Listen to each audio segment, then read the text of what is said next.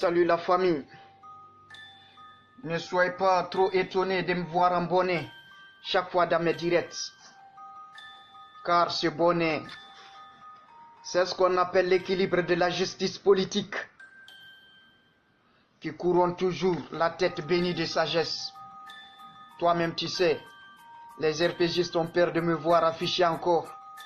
Je suis très content de vous retrouver pour cette mise au point face aux différentes erreurs commises par ce gouvernement fantoche et imposteur, qui ne cesse d'ailleurs de prendre toujours la Guinée en otage en développant un autre système de division pour rendre plus efficace leur pouvoir de tromper le peuple en le faisant cultiver l'éthique de la négation des autres qui ne sont pas RPGistes. Tout ça pour gagner l'avantage de briguer le troisième mandat. Voilà l'idéologie satanique et barbare que nous, les jeunes de la nouvelle génération montante, qu'on doit combattre au prix de nos vies et de nos consciences sociales. Parce que la seule façon pour nous de donner la juste valeur à la démocratie, c'est de la poser sur la balance de la vérité des critiques accablantes et réquisitoires. Pour moi, l'ethnocentrisme est un argument philosophiquement politique qui montre sa force de diviser pour régner et non la vérité du bonheur que le peuple croit. Parce que la dialectique qui lui doit toutes ses prérogatives d'être est plus pure que la haine et la rancune. Et derrière le concept ethnocentrisme que je mets entre parenthèses se cache toujours l'envie de s'éterniser au pouvoir. Mais ils oublient qu'en 2020, briguer un troisième mandat serait une catastrophe dynamitée. Et ce spectacle de soulèvement populaire leur servira de leçon bientôt. Au lieu de faire des promesses fallacieuses et fantasmagoriques à la nation, quel a été ou quel est le seul projet d'emploi créé pour les jeunes diplômés depuis la prise du serment par ce gouvernement en exercice? Le professeur honorable, à la charge représentative guinéenne de la magistrature suprême de l'Union africaine, qui devrait être le porte-flambeau de la réussite totale de tous les diplômés guinéens, en envoyant des grandes sociétés et projets pour plus d'embauches de diplômés, est le seul président au monde qui a proposé le service taxi-moto aux diplômés hiérarchie A de son pays. Aux yeux de tous ces parlementaires corrompus, aucun d'entre eux n'a pu remettre en cause cette décision honteuse et indigne pour les jeunes intellectuels guinéens. Avec toutes les souffrances possibles que les parents se donnent à fond pour l'avenir de leurs enfants, 16 ans d'études pour avoir le diplôme, avec toute concentration possible et finir par être un taximètre de moto. Quelle honte pour la Guinée d'incompétence politique d'un gouvernement corrompu jusqu'au moins des os. Cet acte regretté montre à quel point la jeunesse guinéenne est trahie et oubliée à son sort par ce gouvernement phallocrate et anarchique.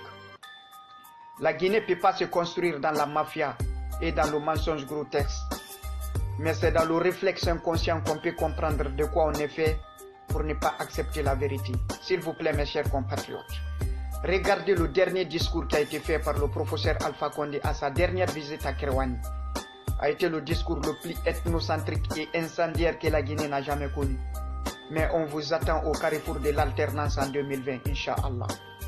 Dans les règles de l'art de la politique moderne, si un président n'est pas capable d'unir son peuple, il serait coupable de leur division. Si c'est le travail qui définit le développement pour le peuple, alors le comportement politique de ce gouvernement lui définit à l'échec. Pour dire M. Alpha Condé a été le choix de la France pour diriger la Guinée et non la volonté suprême du peuple de la Guinée par le vote. Cela s'explique par l'intention avariste qui lui vaut l'action de la coupure du cordon ombilical de la diplomatie française à la diplomatie guinéenne, parce que la nouvelle politique française d'Emmanuel Macron est allergique au troisième mandat qu'il veut briguer et il finit par vendre la Guinée à la Chine à 20 milliards de dollars pendant 20 ans d'exploitation de nos ressources minières. Et cela a été en chantier depuis la fondation de Diamond Plaza, qui matérialise aujourd'hui d'ailleurs ces symboles hautement exprimés dans l'innocence de l'ignorance de la population qui croyait que Diamond Plaza est le résultat d'un développement engagé du professeur Alpha Condé pour notre capitale respective Conakry. Et cette déclaration a été rendue publique par Alias Kassouri. C'est ça qui me fait plus mal d'ailleurs. L'homme qui a détourné plus de 274 milliards de francs guinéens au temps de son grand Lansana Conté est aujourd'hui devenu une célébrité politiquement intouchable parce qu'il est dans la mouvance arc-en-ciel, dans la politique. Quand la politique bénit un chacal, il devient lion. Ça se voit vraiment. Donc il est temps que nous, jeunes de Guinée, qu'on comprenne que toutes ces crises économiques qu'on est en train de traverser actuellement n'est pas un fatalisme transcendantal, c'est bel et bien le résultat planifié de la mauvaise politique de leur incompétence administrative. Aujourd'hui, Conakry est devenu une propriété privée des ministres de la mouvance, partout à Kaloum, Lambaye, Nongo, Kuntia.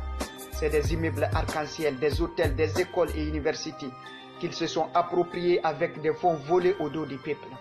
Le détournement au temps d'Alpha Condé est devenu un code patriotique et la corruption un code d'honneur. Seuls les pauvres plairent quand il s'agit de saisir les zones de l'État. Mais les ministres ne se plaignent jamais parce que la corruption a atteint son paroxysme maximal et est devenir un vice administratif. M. Alpha Condé a bien appris le droit de la conquête du pouvoir, mais il lui manque la qualité requise de la politique de gestion étatique. Nos frères migrants de la Libye qui ont été rapatriés au pays n'ont rien reçu comme soutien de la part du gouvernement à part de 500 000 francs guinéens. C'est triste et décevant, mes chers compatriotes. Mais quand il s'agit de faire des mamayas avec Kofi Olomide, c'est un chèque de milliards de dollars qui serait signé au nom de la République. Ce gouvernement est prêt à financer des milliards de francs guinéens dans l'organisation des élections Miss, dans lesquelles nos petites sœurs sont forcées et obligées de se déshabiller et se mettre à poil pour défiler en chant devant les regards infidèles de ces ministres qui vouent nos principes de l'éducation à l'échec. Soyez rassurés, nul ne peut m'empêcher de ne pas dire la vérité de mon constat venu de ce régime à reculons. Parce que je suis mieux placé à juger et à critiquer ce régime, car je suis du peuple qui les a élus et je le regrette sincèrement. Il faut être un jeune inconscient et malhonnête pour ne pas comprendre que ce combat que je me suis engagé de mener sur les réseaux sociaux, que je le fais pas pour toi ni pour l'avenir de la Guinée. Les gendarmes, les polices, les militaires cherchent chaque fois à maîtriser la population en colère, mais ils oublient que le gouvernement pourri n'appelle que les actions pourries. Toutes ces fautes disparaîtront quand les erreurs seront corrigées.